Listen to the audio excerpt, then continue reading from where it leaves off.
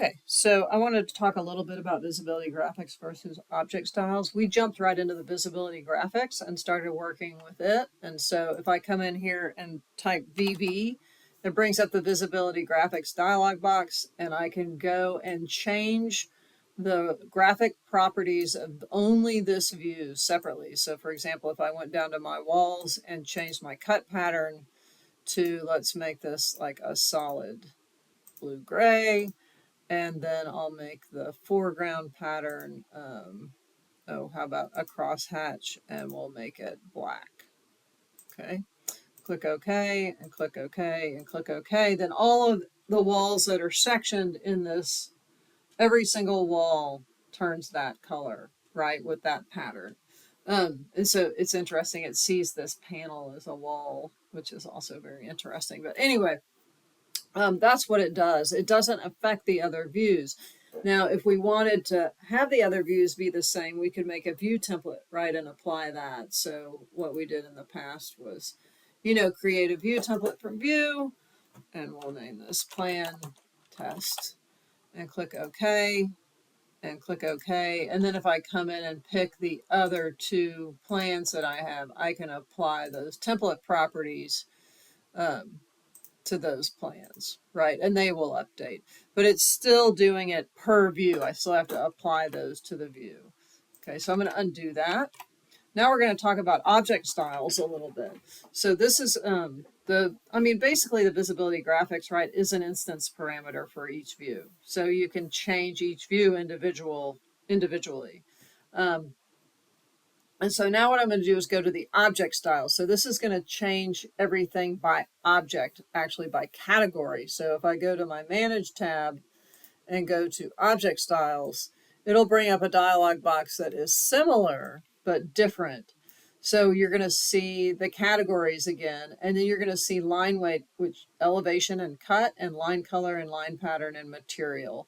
So if I go down to this one, to the walls, and I change my cut pattern, my cut lines to 12 and change them to, I don't know, red, right? And hit apply.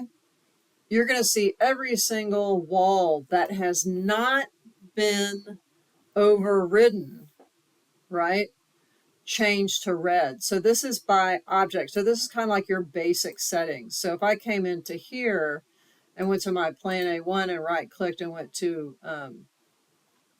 apply template properties, if I had a template that had a different line weight, it would update only this one, if that makes sense. So pretty straightforward. If I control Z back, if I go to my object styles again, notice that there's no cut pattern, right? Like there's a line weight, but there's a line pattern and a line color, but there's no cut. The line cut is actually controlled by, if we go to edit type, the structure, the material of the structure. So this wall generic here is controlling that. So if I go to the graphics, right now the cut pattern is set to gray and solid fill. So let me cancel out of that and we'll talk why that gray is not showing up. Lots of fun with like visibility. So the gray is not showing up because we have these guys set to coarse. You see this coarse setting?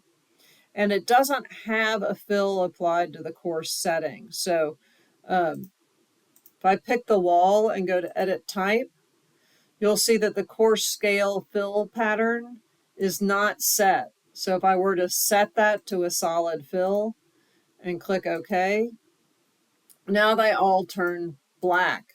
But because they weren't set to anything, they were just sitting there being white, right? If I go to, so I'm highlighting plan A2, if I go to the medium, then it changes it to the color that is applied in the material. Why? Why does it do this? Why does it give us all these different options? Well, this particular model is pretty basic. Like we don't have a bunch of layers in here. If I edit type on this generic exterior 12-inch wall, it's all made of a generic wall material. But if I come in and pick, let's see if I've got let's pick this wall, right? We'll use this wall as an example.